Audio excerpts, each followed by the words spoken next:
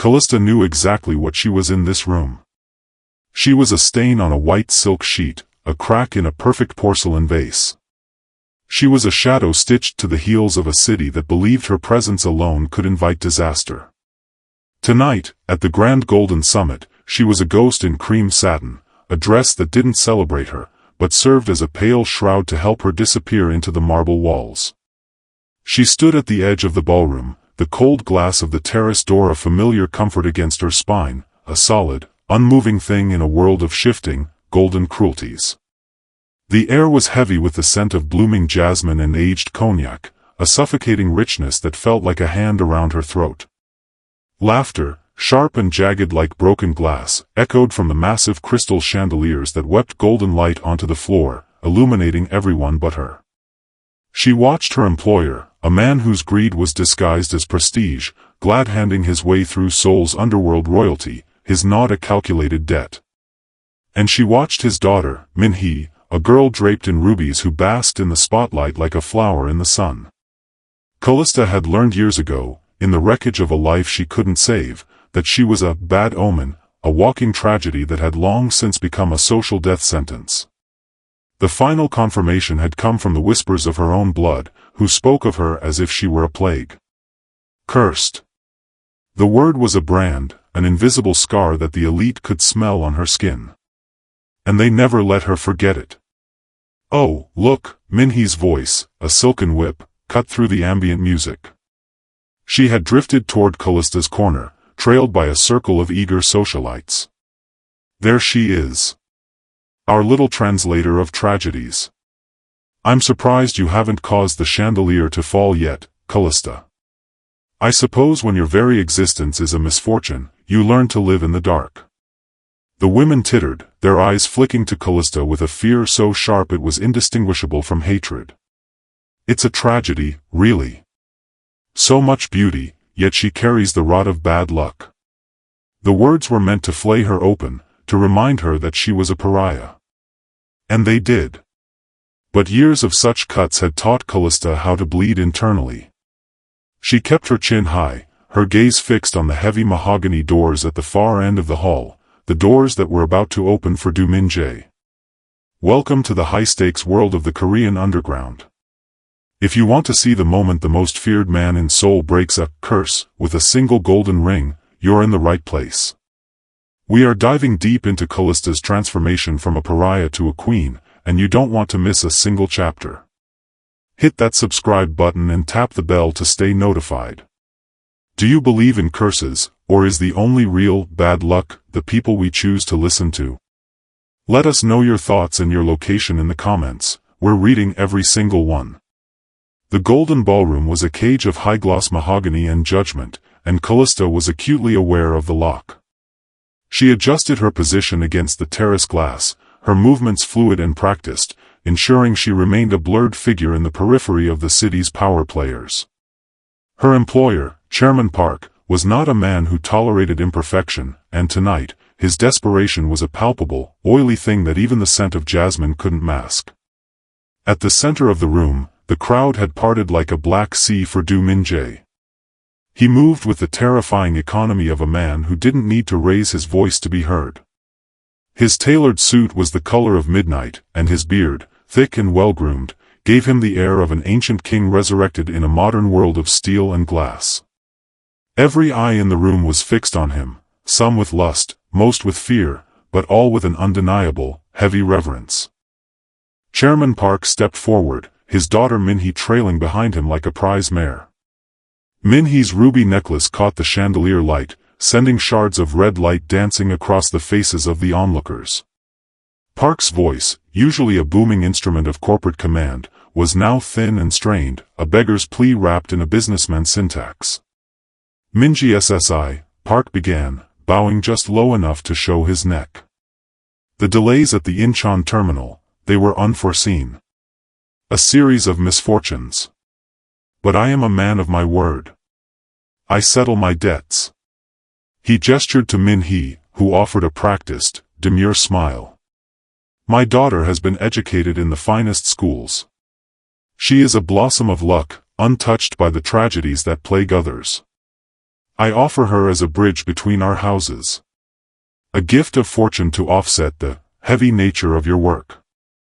The socialites near Callista whispered behind their fans, their eyes darting to Minhee with envy and then to Callista with a familiar, stinging pity. To them, the contrast was a comedy, the lucky jewel being traded for power, while the cursed shadow translated the transaction in her mind, a ghost witnessing a sale she could never be part of. Du Minjae didn't speak. He didn't even look at Minhee. His gaze remained fixed on Park, cold and unreadable.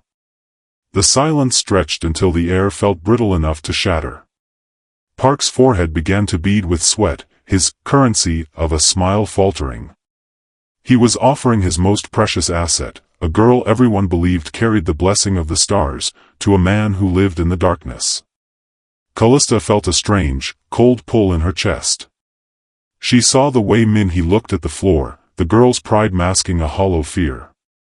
This was the trade of the elite, beauty for safety, luck for leverage. Callista clutched her own hands together, her fingers tracing the simple fabric of her cream dress. She was the bad omen, the one whose presence supposedly soured deals and broke hearts. She was the debt no one wanted to pay, the curse that Park used to highlight his daughter's perfection. "Luck," Minjae finally spoke, his voice a low, gravelly vibration that seemed to rumble through the floorboards. "Is a fickle mistress, Chairman. I find that those who brag of it often have the thinnest skin." He turned his head then, his gaze sweeping slowly across the room. It passed over the rubies, over the champagne towers, and over the trembling Park. It kept moving until it sliced through the golden haze and landed squarely on the woman standing in the shadows by the glass. Callista felt her breath hitch. For the first time in years, the ghost was being seen, and the look in the Mafia boss's eyes wasn't fear of a curse, it was the recognition of fire.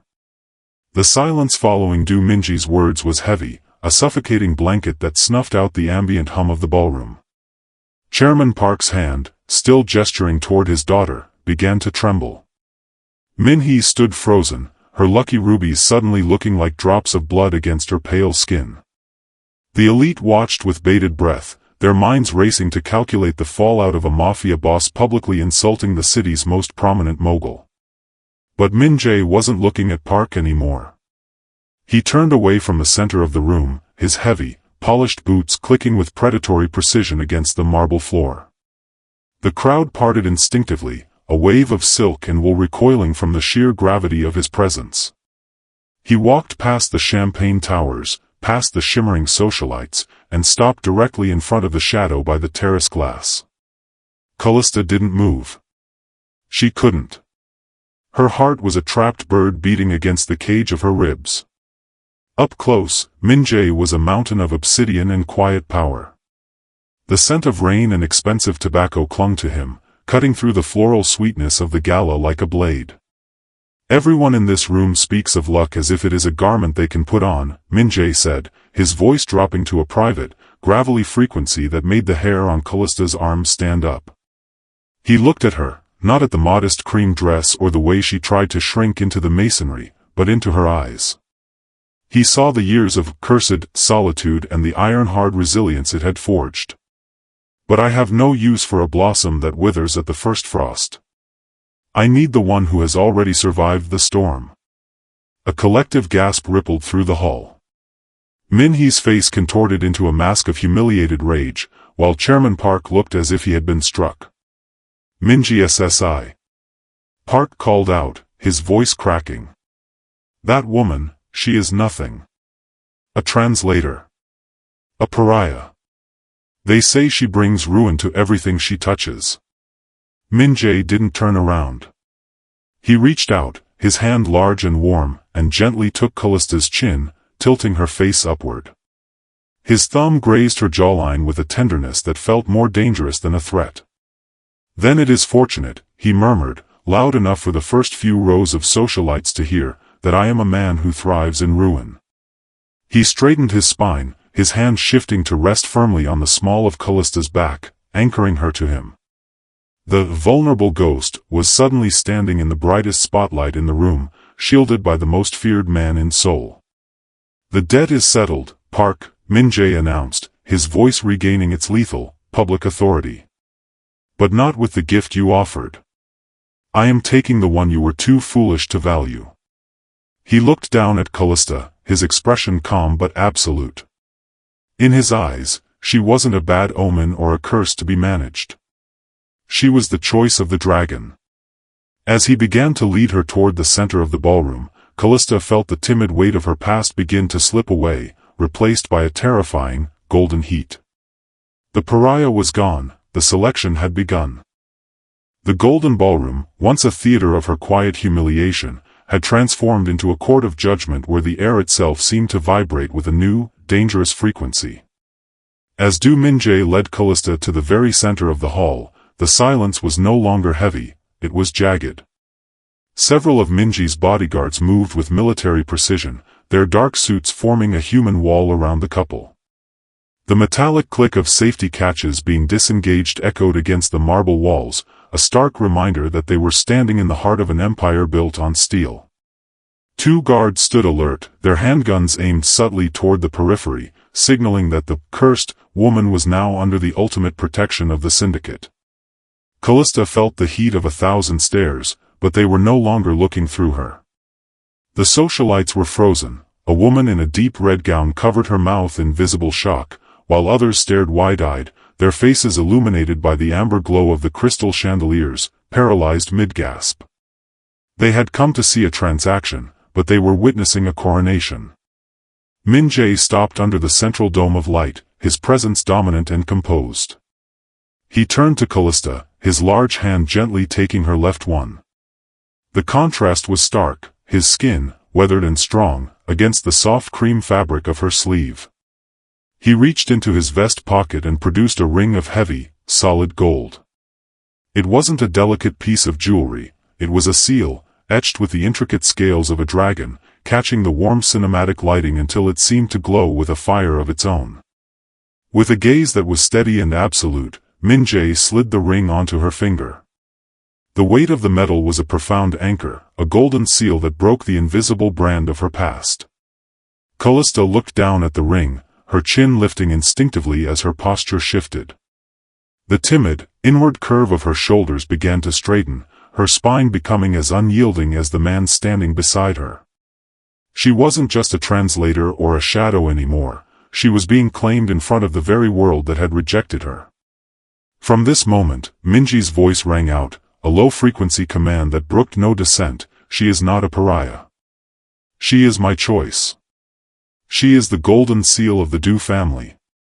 Callista felt a surge of quiet emotion, but it was no longer the sting of shame. It was the realization of a power shift. Behind them, Chairman Park looked as if he had aged a decade in seconds, his lucky daughter Min-hee relegated to a footnote in a story that was no longer hers.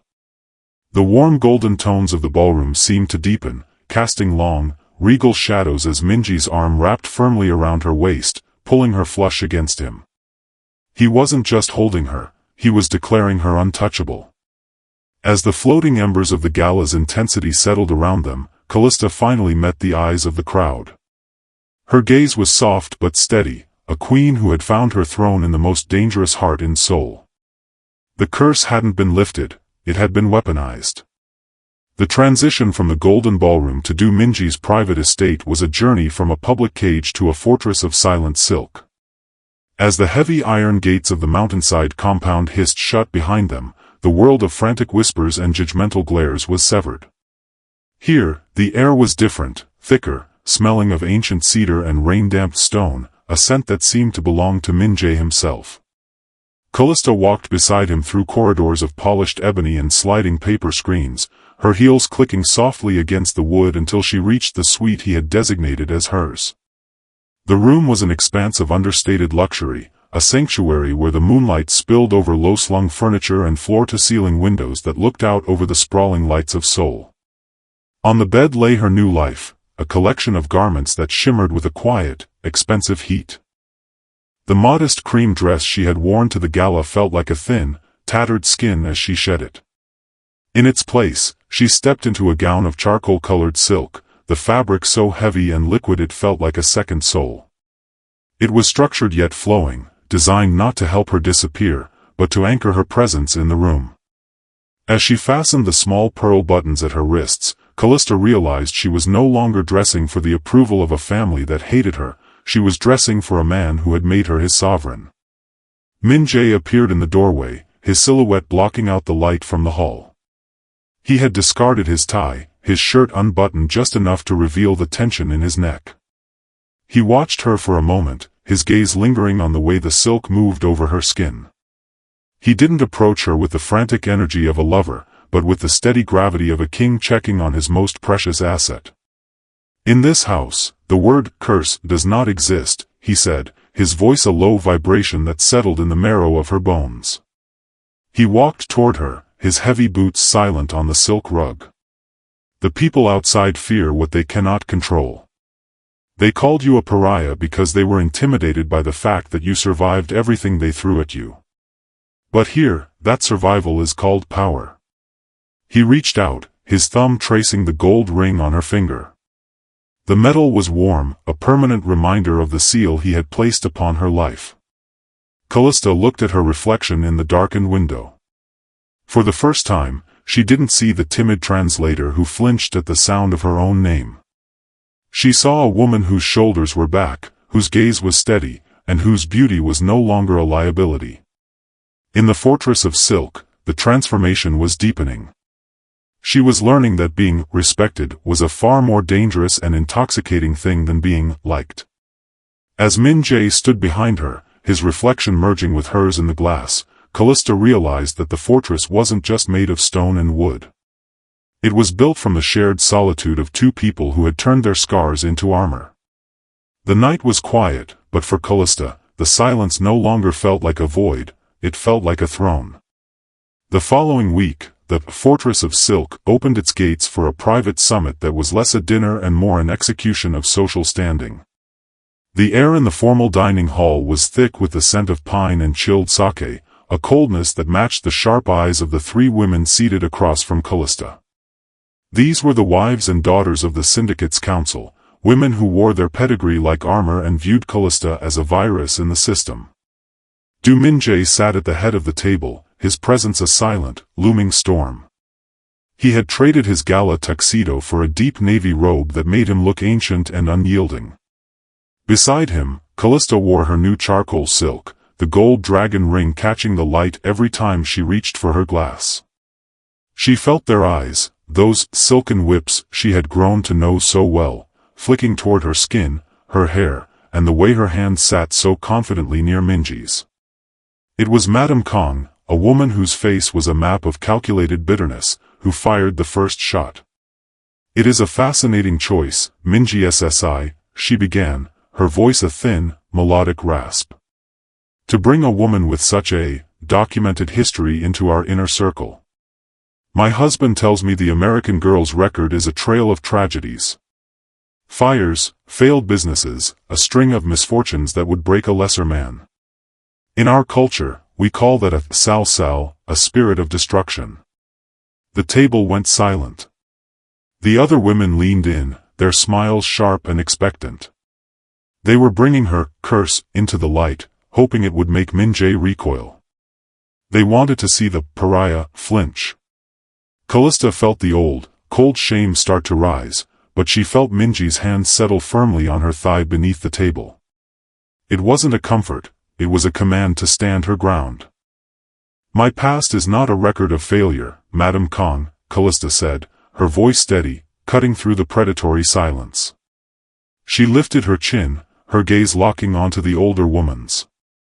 "It is a record of what I can survive. Most people in this room have lived behind glass walls. I have lived in the fire.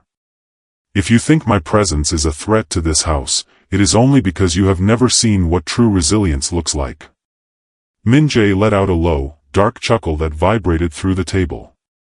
He picked up his sake cup, his eyes never leaving Callista. "She is right," he murmured. "The divine selection is not based on the absence of scars, but on the strength of the one who bears them. Madame Kong, you worry about bad luck. I worry about weakness. And in this woman, I have found the only person in Seoul who is not afraid of the dark." He turned to Callista, a rare, flickering shadow of a smile touching his lips. "It seems my council needs a lesson in perspective. Perhaps they have forgotten that a dragon is born from the very fire they fear." The threat was subtle but absolute. By defending her past, Callista had turned their stinging pity into a testament of her power. The women lowered their eyes, their social sabers blunted by the sheer weight of Minji's endorsement. The first threat had been neutralized, but as Callista met Minji's steady gaze, she realized that the war for her place at his side had only just begun. She was no longer a victim of her history, she was the architect of its revenge. The pariah has spoken, and the council has been silenced. But the shadows of the syndicate are long, and the cursed queen is about to find out exactly how far her new king will go to protect her. Are you ready for the next chapter of Callista and Minji's reign? Don't forget to like and subscribe to follow this Afro-Korean romance to its explosive end. Tell us in the comments, would you stand your ground or stay in the shadows? The sanctuary of the estate was a fragile illusion, a thin veil of silk draped over a pit of vipers. While the internal walls held the warmth of cedar and Minji's growing regard, the world outside the fortress gates was beginning to bleed into the shadows. The rival Yun syndicate, sensing a shift in the Du family's ironclad stability, had begun to circle. To them, Callista wasn't a queen or a survivor, she was a tactical liability, a cursed, American girl who could be used to fracture Minji's focus. The first sign of the encroaching darkness came on a rain-slicked Tuesday. Callista was in the library, the glow of her laptop screen reflecting in the gold dragon ring that never left her finger.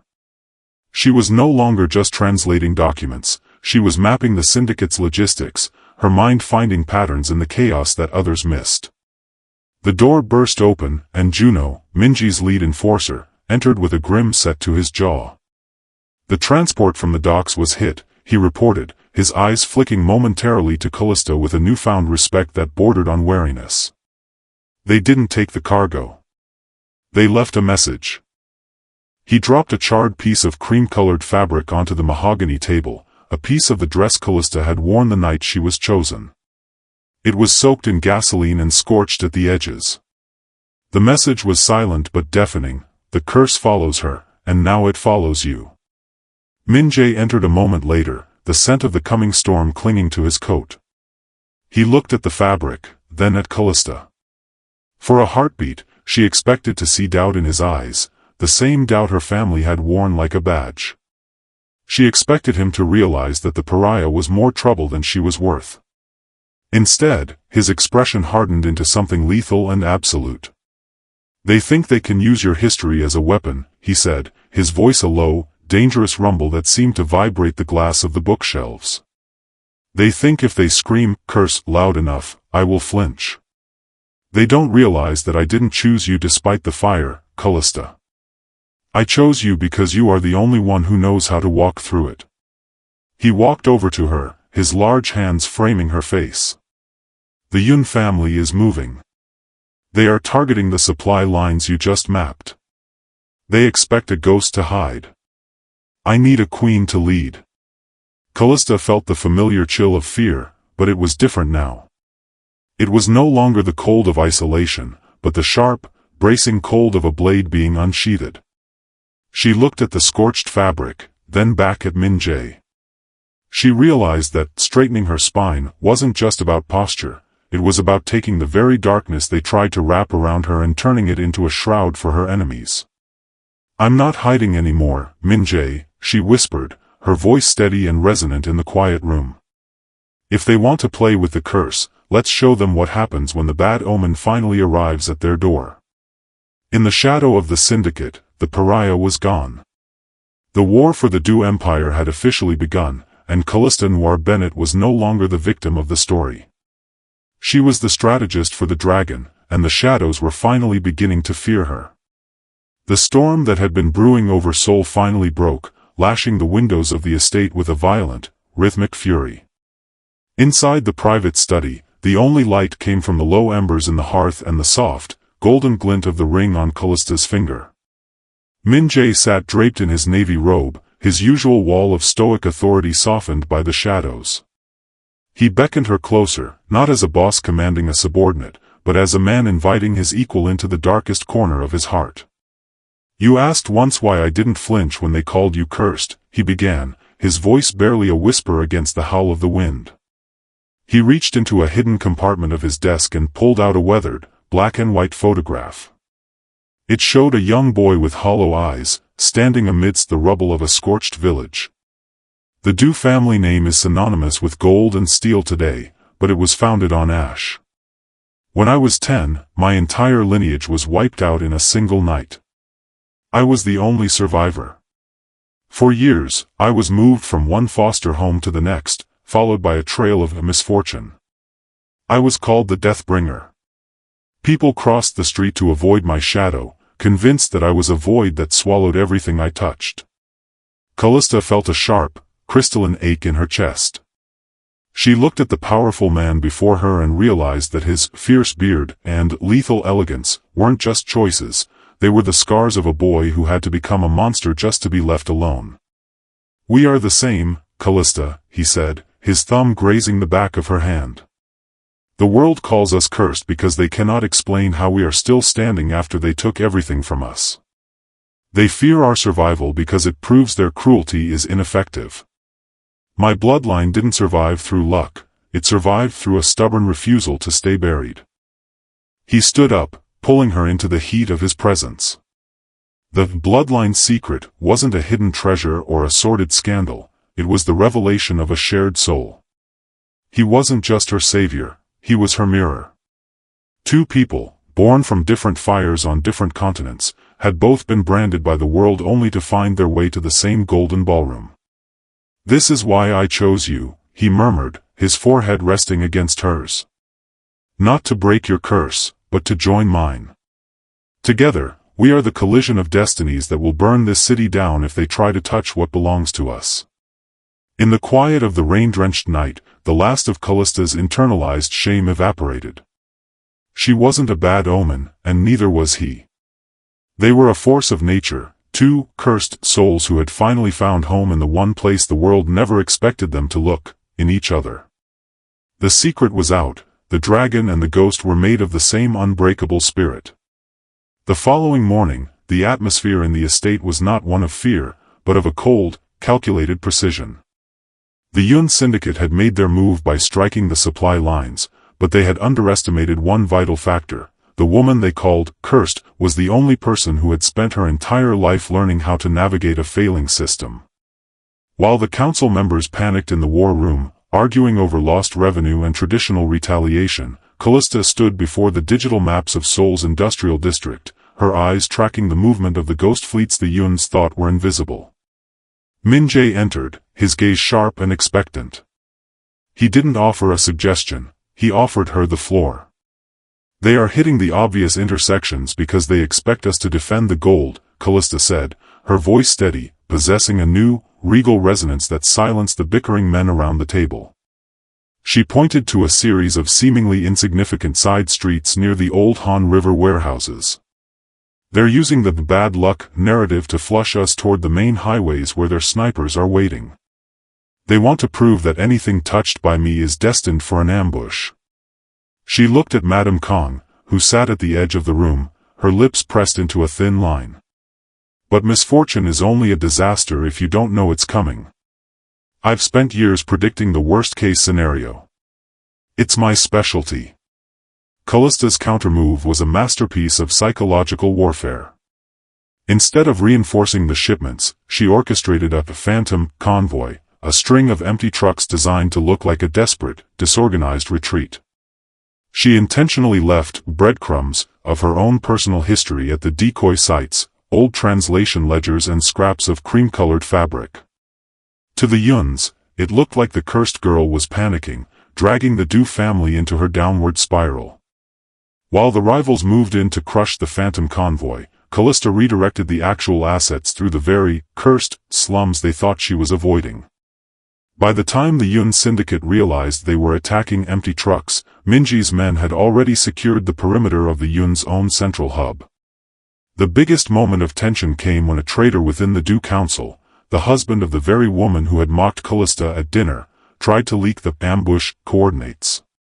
Callista intercepted the transmission herself, her hand steady on the keyboard, her gold ring catching the cold blue light of the monitor.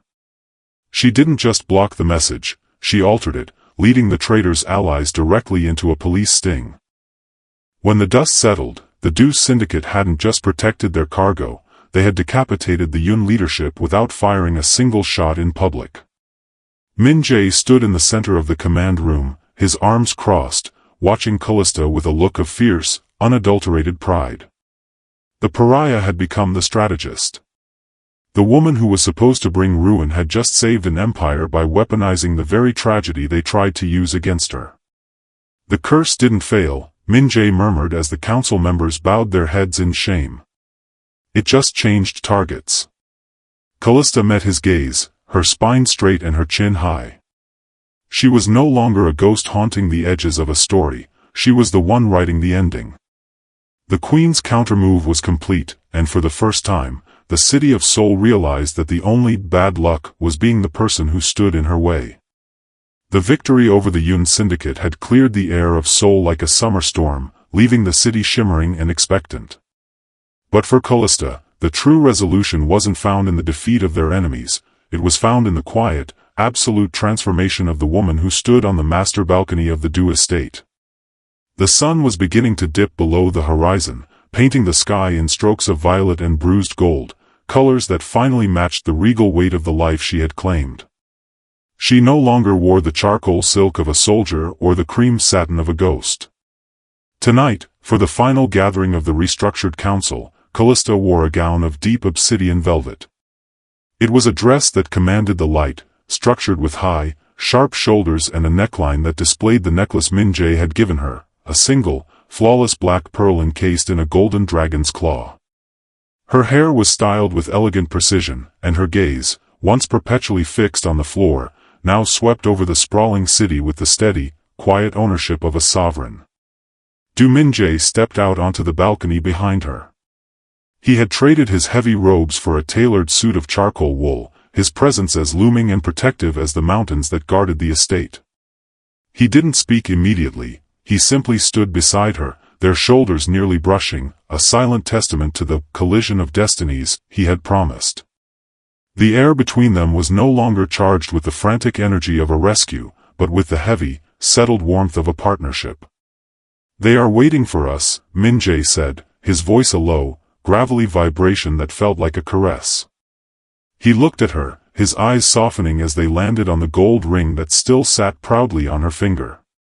"The council, the city, the families who once whispered your name as a curse. They are waiting to see the woman who broke the storm." Callista turned to him, her movements fluid and devoid of the timid hesitation that had once defined her. She reached out, her hand resting on his chest, feeling the steady, rhythmic beat of the heart that had recognized her fire in the dark. "They won't see a ghost anymore, Min Jae," she whispered, her voice resonant and clear. "And they won't see a pariah. They'll see exactly what you saw." Min Jae took her hand, his fingers interlacing with hers, and led her back into the grand hall. As they entered, the room fell into a silence so profound it was sacred. The council members, including a humbled Madame Kong, bowed in a synchronized wave of respect. There were no whispers of bad luck, no hidden sneers, and no silken whips of judgment. There was only the recognition of power. They walked to the far end of the hall where two identical thrones of dark wood and gold stood side by side. Min Jae didn't sit first, he waited, his hand still holding hers, until Callista took her place. This was the final coronation, not one of blood or luck, but of spirit and survival. As she sat, the cursed American girl from the shadows of the elite became the empress of the Du Syndicate. The red arrow of her life had finally stopped spinning, pointing toward a future she had never dared to imagine. She was the anchor of the dragon, the light in his darkness, and the queen of a world that would never dare to call her cursed again. The coronation was complete, and as Min Jae took his seat beside her, the city of Seoul lay at their feet, finally silent, finally hers.